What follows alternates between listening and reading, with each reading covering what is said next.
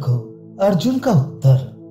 अर्जुन ने कहा, हे तात, अत्यंत सरल सुगम भाषा में मनोहर ढंग से कही गई, समास बहुलता से ओजस्वी, अर्थ गांभीर्य से युक्त, थोड़े वाक्यों में अधिक भाव भरी हुई, परस्पर साकाक्ष पदों से युक्त, अध्याहार से रहित, तात्पर्य से संबद्ध, संपूर्ण अर्थों का बोध कराने वाली, संक्षिप्त अर्थ से विहीन, ये तुम्हारी बातें अनेक युक्तियों से युक्त होने के कारण निर्णीत अर्थों वाली हैं। इन्हें अन्य शास्त्रों से प्रतिपादित करने की आवश्यकता नहीं है। प्रतिवादियों द्वारा भी ये तर्कों द्वारा अखंडनीय होने के कारण वेद वाक्यों के समान हैं।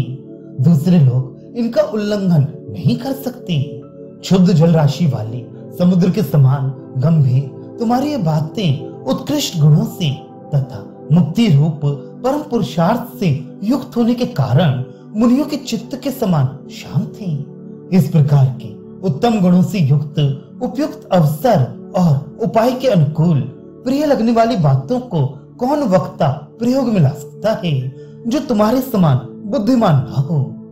अर्जुन अपनी उपयुक्त बातों से इंद्र के प्रति अपने पूज्य भावों को व्यक्त करते हुए भी ये सूचित करना चाहते हैं कि आपने जो कुछ भी कहा है मैं उसे संपूर्णतया जानता हूँ, किंतु मैं उस उपदेश का अधिकारी नहीं हूँ, क्योंकि हे तात, आपको मेरी इस प्रकार की तपस्या के विषय में आरंभ से लेकर अंत तक कुछ ज्ञात नहीं है।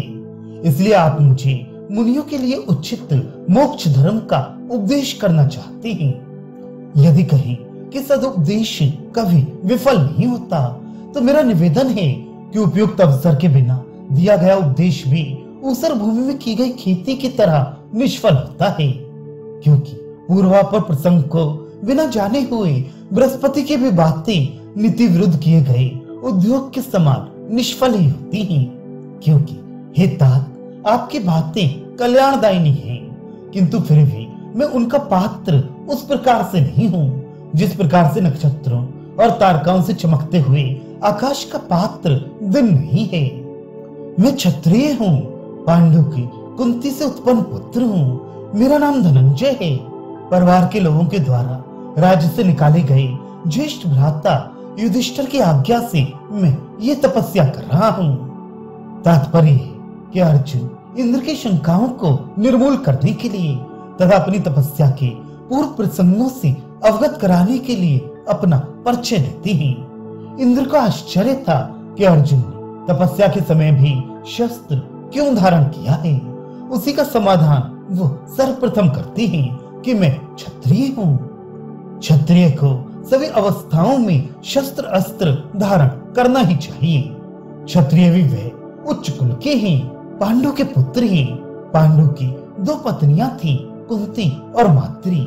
पार्थ कहकर वे स्पष्ट कर देते हैं कि मैं ज्येष्ठ रानी प्रथा अर्थात कुंती का पुत्र हूँ। कुंती के 3 पुत्र हैं, अतः अपना नाम धनंजय बताकर वो संकेत करते हैं कि मैंने ही उत्तर कुरु प्रदेश को जीतकर विपुल धन अर्जित किया है।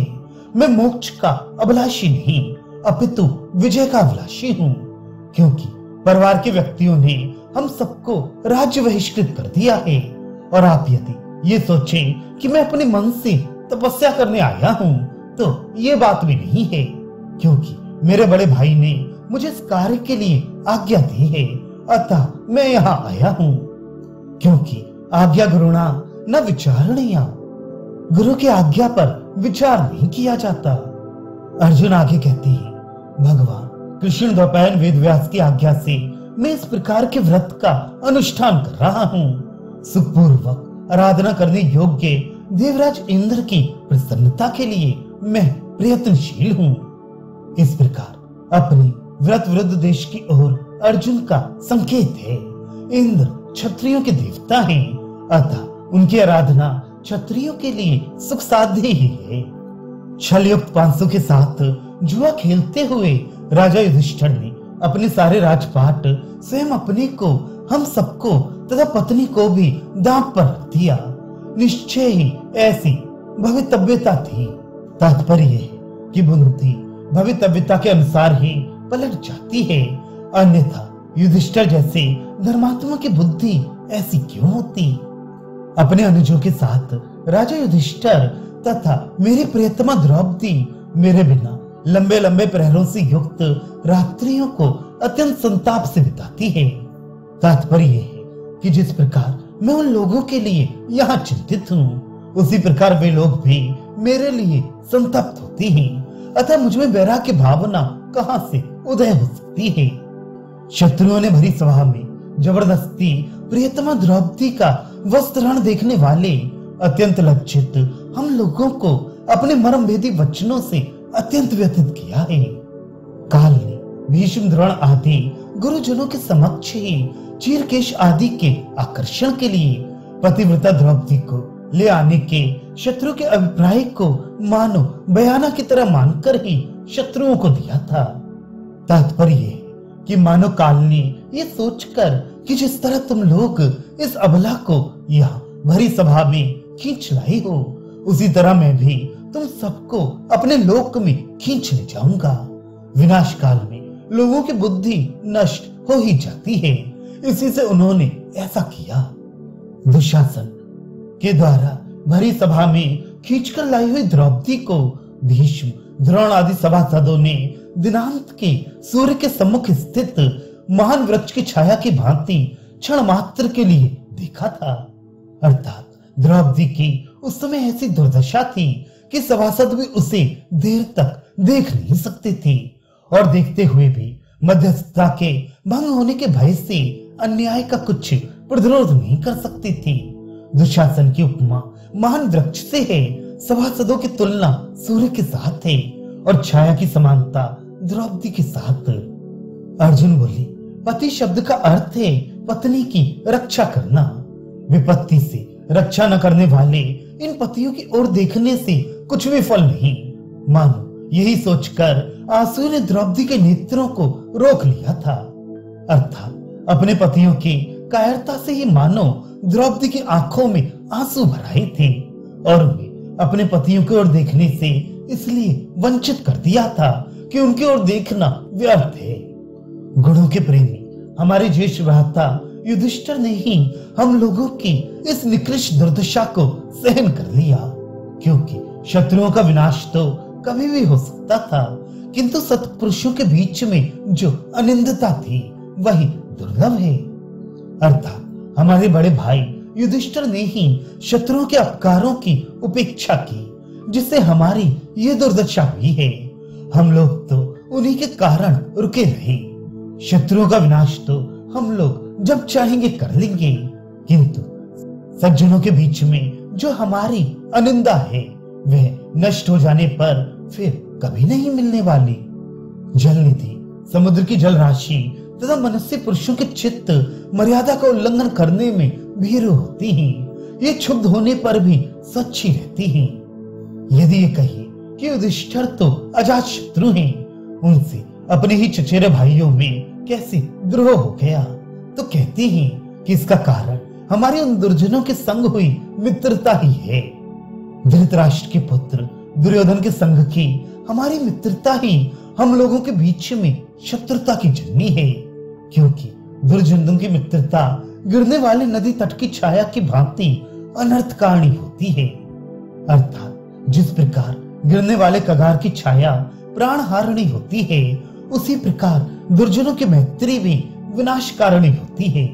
दुर्जन लोग सज्जनों की भांति मित्र द्रोह रूपी पातक को नहीं देखते।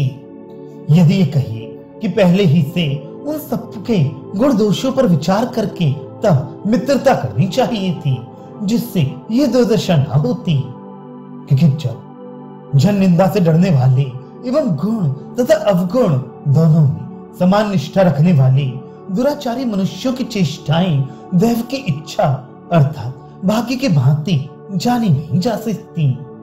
अर्थात कार्य संबंध पड़ने पर ही उन्हें जाना जा सकता है। यदि ये कहिए कि मानी पुरुष मान हानि की अपेक्षा प्राण दे देना अच्छा समझते हैं, तो क्या करूं? शत्रुओं से अपमानित हमारा हृदय शीघ्र ही फट जाता, यदि हमारे क्रोध ने प्रतिक्रिया स्वरूप हमारे हृदय को हाथ का सा सहारा देकर उसे बचा न लिया होता। अर्थात हम बदला चुकाने के लिए ही जीवित बचे हैं। शत्रुओं द्वारा पराजित होकर मृगों के समान जीविका निर्वाह करने की स्थिति में पहुंचे हुए हम लोग अपने भाइयों में भी परस्पर लज्जा का अनुभव करते हैं। सहचारियों अर्थात मित्र मंडली के बीच में तो कहना ही क्या, अर्थात जिस प्रकार से मृग आदि जंगली पशु कंदमूल फलाहार आदि से अपनी जीविका चलाते हैं और मान अपमान का ध्यान नहीं रखते, उसी प्रकार से हम लोग भी जीविका चलाते हैं। इस दुर्दशा का कारण यदि हम लोगों का स्वाभिमान है तब भी हम इसे छोड़ नहीं सकते, क्योंकि स्वाभिमान का परित्याग करने के कारण नम्र तथा दुर्बल एवं गौरवहीन होने के कारण मान रहित शरीरधारी का तथा तृण का जीवन एक समान है। मामूली तृण के समान गहरे जीवन बिताने के अच्छा यही है कि पुरुष अपने स्वाभिमान का त्याग न करे। मान के परित्याग में केवल दोष ही नहीं है, प्रत्युत मान रक्षण में अनेक लाभ भी है, क्योंकि पर्वतों के जो शिखर ऊंचे होते हैं उनको अलंघनीय देखकर महान पुरुषों की मनुष्यता किसी अत्यंत प्रिय न होगी। अर्जुन कहते हैं कि तभी तक मनुष्य लक्ष्मी का आश्रय बना रहता है, तभी तक उसका यश स्थिर रहता है और तभी तक वह पुरुष भी है जब तक मान से विहीन नहीं होता। तात्पर्य है कि मानहीन व्यक्ति के लिए संसार सूना है, उसे पुरुष का जन्म सार्थक है जिसका नाम योग्य पुरुषों की गणना के अवसर पर प्रथम उंगली पर आता है, द्वितीय पर नहीं। दुर्गम घोर स्थलों में अखिल अत्यंत ऊंचा पर्वत भी गम्य हो जाता है, किंतु प्रतापी एवं मनस्वी मनुष्य की उच्चता अपनी अलंघ्यता कभी नहीं छोड़ती, अर्थात पर्वत से भी बढ़कर मनस्वी का स्वाभिमान है। वे मनुष्य अपने वंशजों की प्रतिष्ठा बढ़ाते हैं, उन्हीं से वसुंधरा सार्थक होती है। जिनके श्वेत यश अपनी निष्कलंकता से चंद्रमंडल को लज्जित करते हैं। जो लोग अपने अमर्ष को शुष्क काश आदि में वज्रपात के भांति शत्रुओं पर प्रयुक्त करते हैं, वे ही मनुष्य पुरुषों में प्रथम हैं और वे ही पुरुष मात्र को किस प्रकार का होना चाहिए इस बात के उदाहरण हैं। मैं समुद्र की तरंगों के समान चंचल सुख की कामना नहीं करता और ना ही धन की कामना मुझे है। यही नहीं, विनाश रूपी वज्र से भयभीत होकर निर्वाध ब्रह्म पद अर्थात मोक्ष की भी कामना मुझे नहीं है, किंतु मेरी इच्छा यही है कि शत्रुओं के छल से जो अपयश का कीचड़ हमें लगा है उसे उन्हीं शत्रुओं की विधवा स्त्रियों के वैधव्य संताप से निकले हुए अश्रु जल से धो डालूं। सज्जन लोग चाहे मेरा उपहास करें अथवा मेरी बुद्धि भ्रांत हो जाए अथवा मुझ जैसे अयोग्य पात्र में मोक्ष के उपदेश का प्रयत्न निष्फल होने से आप लज्जित ही हो, किंतु मैं तो अपने शत्रुओं को संहार करके अपनी वंश परंपरा द्वारा प्राप्त राज्य लक्ष्मी का उद्धार किए बिना मुक्ति को भी विजय श्री की प्राप्ति से बाधक ही मानता हूँ। मनुष्य जब तक शत्रुओं द्वारा विलुप्त अपने यश को अपनी वाणी से पुनः प्राप्त नहीं कर लेता तब तक वह ऐसा है जैसे संसार में जन्म ही न लिया हो, मृतक सा हो अथवा तिनके से भी गया बीता हो। हे तपोधन, आप ही बतलाइए कि जिस मनुष्य का क्रोध शत्रु को निर्मूल किए बिना ही शांत हो जाता है उसे पुरुष कैसे कहा जा सकता है। पुरुषत्व जाति मात्र से प्रयुक्त होने वाले पुरुष शब्द से कुछ भी नहीं हो सकता, क्योंकि पशु आदि जीवों में भी तो पुरुष जाति रहती ही है। अतः सच्चा पुरुष तो वही है जो गुणग्राहियों द्वारा प्रशंसित हो और शीघ्रता में भी जिसका आदर्श रूप में उल्लेख किया जा सके। सभा एवं गोष्ठी आदि में गौरव पूर्वक लिया गया एवं सुनने वालों के तेज को ग्रस्ता हुआ, जिसका नाम शत्रुओं द्वारा भी अभिनंदनीय हो, वही पुरुष पुरुष है, अर्थात वही मनुष्य पुरुषों में गणनीय है। यदि ये कहे कि भीम आदि के रहते हुए तुमको ही शत्रुओं से बदला चुकाने की इतनी चिंता क्यों है, तो राजा युधिष्ठिर अपनी प्रतिज्ञा के अनुसार शत्रुओं से बदला चुकाने के लिए उसी प्रकार से मेरा ही स्मरण करते हैं जिस प्रकार से तृषार्त व्यक्ति जल की अंजलि का स्मरण करता है, वह व्यक्ति अपने निर्मल वंश के लिए चंद्रमा के कलंक के समान कलंक है, जो आपत्ति के समय गृह स्वामी की आज्ञा का पालन नहीं करता।